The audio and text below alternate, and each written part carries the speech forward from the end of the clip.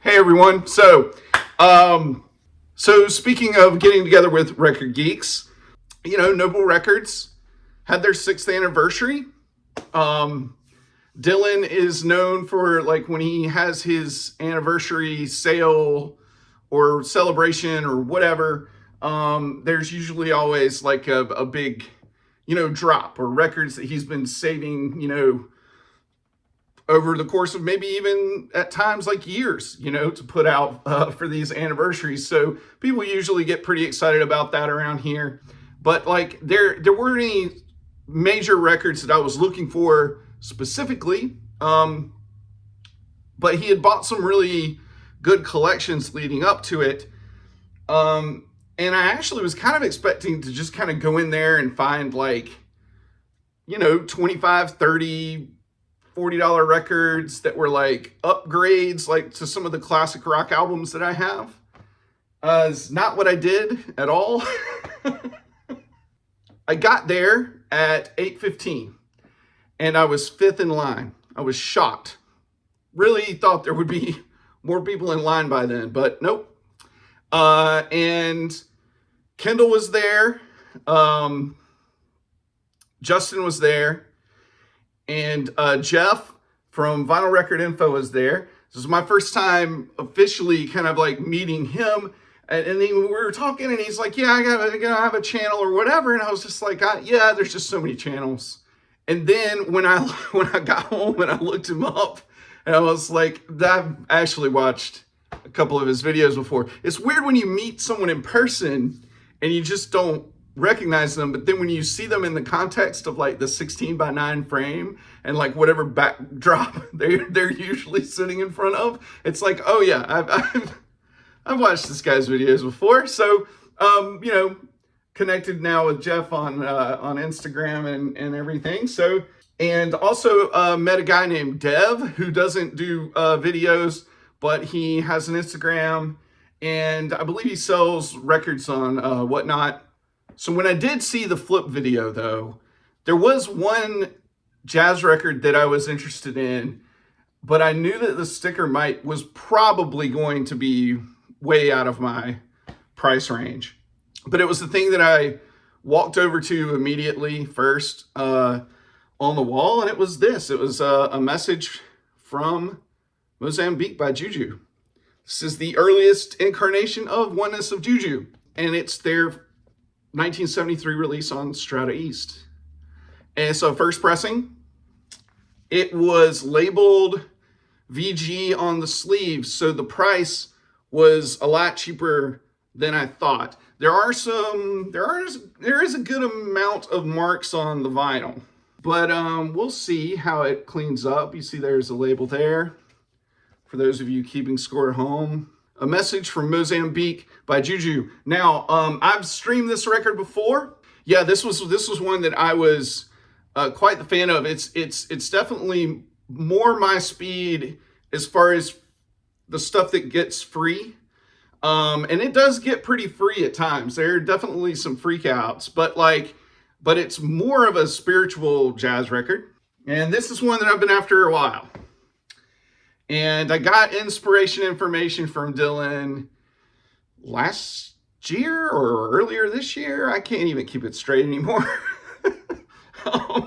But he had 2 copies of Freedom Flight on the wall, and I took the cheaper one.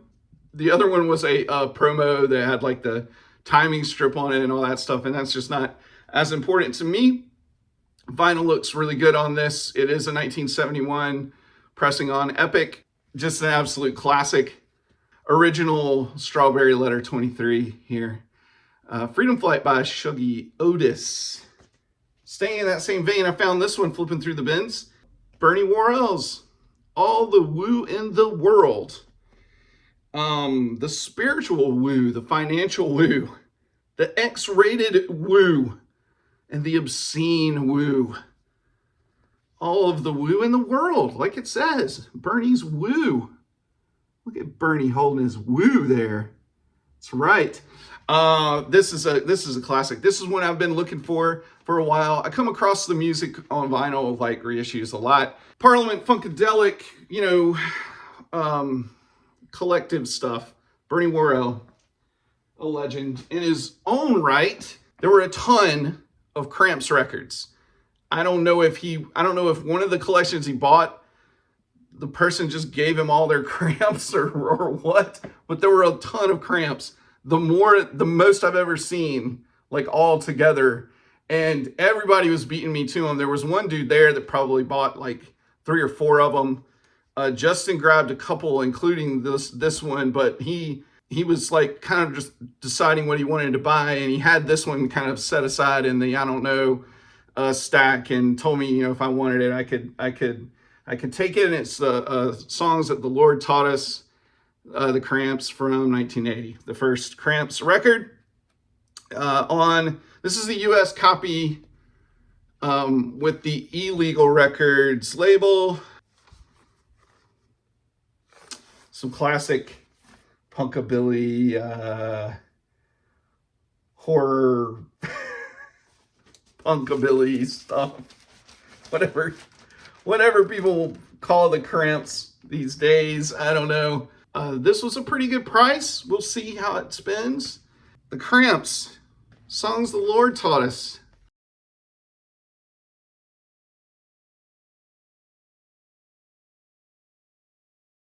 If there's one thing that I could say, and if Dylan's watching, is like, I wish that he'd maybe spread that section out a little bit in the front of the store, because it gets kind of wonky. And there were some really obnoxious people that particular morning that were just like, I've been in there before when he has that setup, and there's usually almost kind of like an understanding. We kind of like start, and everybody kind of almost sees the traffic pattern flow, and they all just kind of go, bin to bin, and everybody notices that.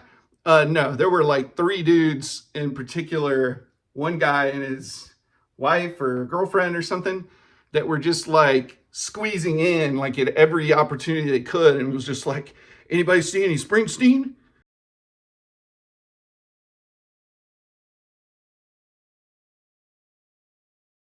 It was just a little obnoxious. I had to kind of take a break and like just walk away for a little bit. And when I did that, I noticed Justin was over looking at some bins that were actually up front, up front of even those, over to the side, like where Dylan has like a lounge area.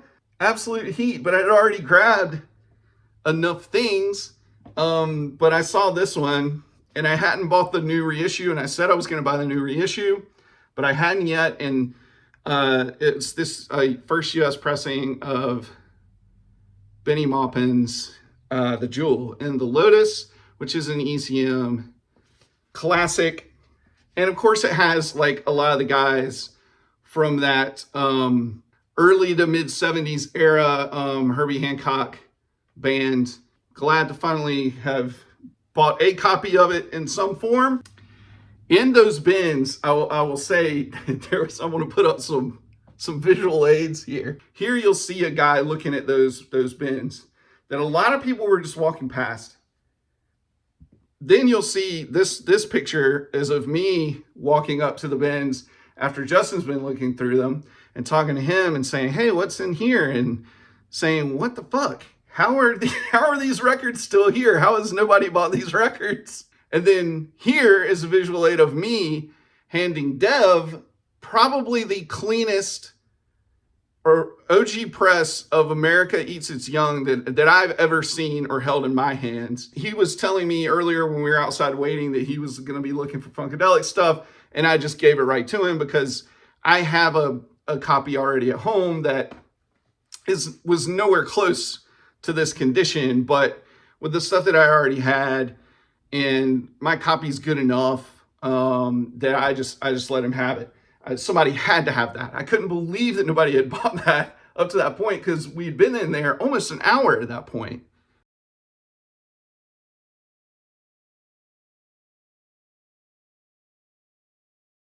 It was a good time, a kind of a quick hang. I had to jet to get Sam's basketball, meet the family for lunch ahead of time, some friends too.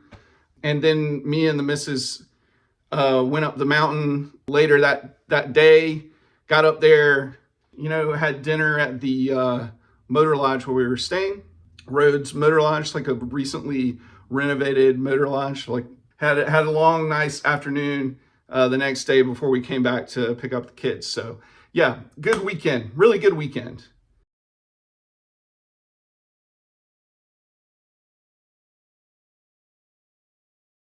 Beard is barely hanging on.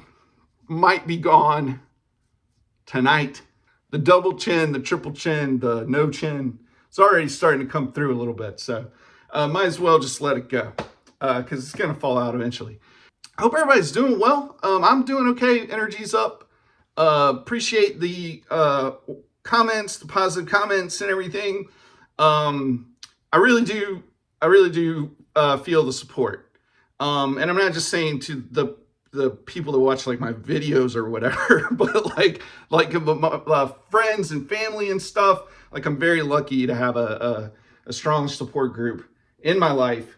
Yeah. So anyway, hope everybody's doing well. We'll see you in the next video. All right. Bye. Digital gramophone makes no sense.